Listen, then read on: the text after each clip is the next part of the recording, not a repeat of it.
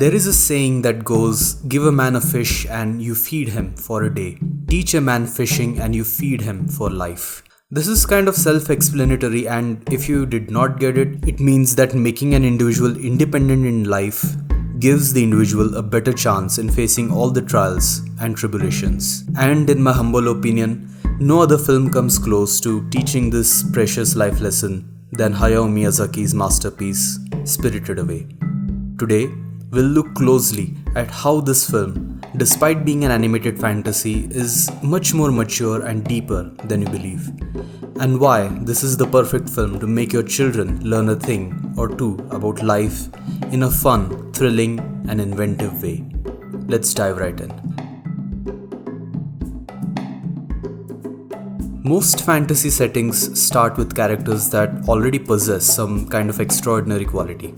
Take for example Miyazaki's own films. We have a glider and a leader in Nausicaa, a warrior and a princess in Princess Mononoke, a witch in Kiki's Delivery Service, a girl who is literally the princess of the ocean in Ponyo, two kids with a troubled past in Castle in the Sky. But Chihiro, the protagonist, has absolutely nothing special about her. She has no tragic backstory, no special abilities, nothing that makes her extraordinary. On the contrary, our first impression is that of a bored, irritable young girl. I finally get a bouquet and it's a goodbye present. Miyazaki pulls in the viewer with a relatable character we are all too familiar with. It's no one but us. Not special in any way possible, just plain, innocent, simple, and ordinary.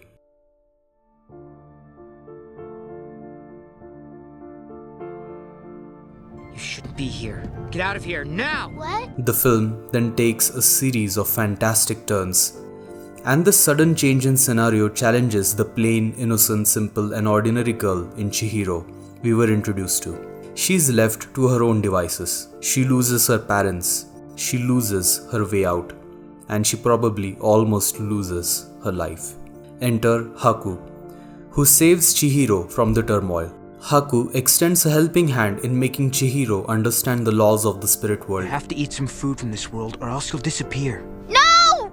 And what she must do to get out. But Haku is no Deus Ex Machina. You don't have any choice if you want to help your parents. This is what you have to do. He makes it clear that Chihiro has to do everything herself and that he shall only guide her. Tell him you want to work here. Even if he refuses, you must insist. If you don't get a job, Yubaba will turn you into an animal. Once Chihiro reaches Kamaji, she has to prove him her worth. And from this point forward, she is expected to look after herself Please, can't you give me a job? and find her own path out of the tight spot she is in. This whole setting is an allusion to real life itself. Think about it.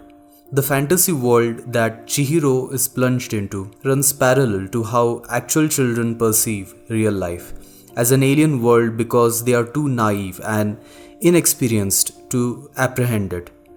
To become worldly and experienced, you have no choice but to step into that alien world and bear the brunt. But of course, parents, teachers, friends, family are the guiding light that make things easier. Or in this case, Haku And don't forget Chihiro.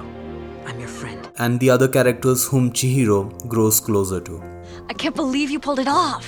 You're such a dope. I was really worried. Yet sometimes when you are left on your own, like Chihiro, you get angry, frustrated, and even depressed. I don't feel so good. But feeling this way is completely okay, and sometimes venting out our frustrations in a healthy way, of course, will actually help you get back on your feet. Chihiro suffers through the same anxiety and depression. She has terrifying nightmares. She is upset, sad, Don't you worry, I promise I'll get you out of here soon. Just don't get any better or they'll eat you! but all this time she keeps it to herself. That is, until this scene. Haku gives her dumplings with a special spell and it makes her cry. He is aware of Chihiro's frustrations, so he makes her vent it out. I really love this scene for it shows how feeling helpless can take a toll on people, and it's completely opposite of how we perceive conventional heroes in other generic films. As the plot progresses, Chihiro surprises us with some of the most incredible qualities that she learns and develops as a character. At first, she's totally afraid of the world. But later, she simply doesn't think much of it. She goes to even more extraordinary lengths later in the film when it comes to saving Haku's life. Her courage is inspiring and commendable. Haku helped me before. Now I want to help him. Chihiro also shows remarkable compassion to the people, or rather the spirits that she meets along the way. Sit here. Behave yourself, okay? Even when accompanied by two characters who don't even care for her, she conquers their hearts with the same compassion. Stop it, Mama. Leave her alone. Sen and I had a really good time. It is really the noblest thing to do, even when the other person doesn't like you. Hey, Granny! Granny? Okay, maybe this is the naive and childlike nature of Chihiro, yet it speaks volumes about sometimes being able to change a person with love.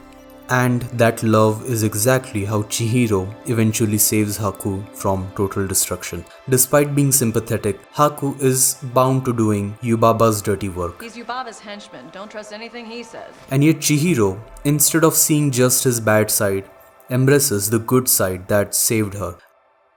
After Chihiro's ordeal is over, Haku takes her to the edge of the now dried up river.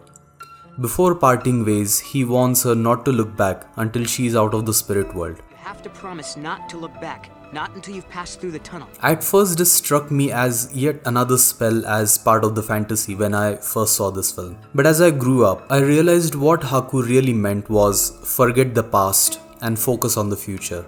Look ahead and not back. Sure, you should take your experiences with you, but all those bad memories and feelings that you went through should be forgotten if you want to move forward. I think that Haku's warning was more like a false tale that we tell children when they aren't sleeping or misbehaving. At the very end, you can see Chihiro is almost tempted to look back. She's tempted to look back into the past, but she refrains and moves forward. The burden of the past has been thrown away, and the film ends with Chihiro becoming a courageous, intelligent, patient little girl, ready to move on to a new life, a new home. Spirited Away is a film with so much happening. Things like the characterization of no face that symbolizes how a person absorbs experiences, literally. Or the iconic environmentalism that Miyazaki loves to focus on in almost all of his films. These are voluminous subjects that deserve their own video essays. But these are the things and everything that I covered above that make this film so much special, so different than any other animated work of art ever made. It is an experience brimming with surreal and dazzling sights with even more depth and story that never ceases to wonder. Miyazaki wants to invite those plain, innocent, simple and ordinary younglings, take them on a fishing trip and tell them that one day they will be as extraordinary as Chihiro herself.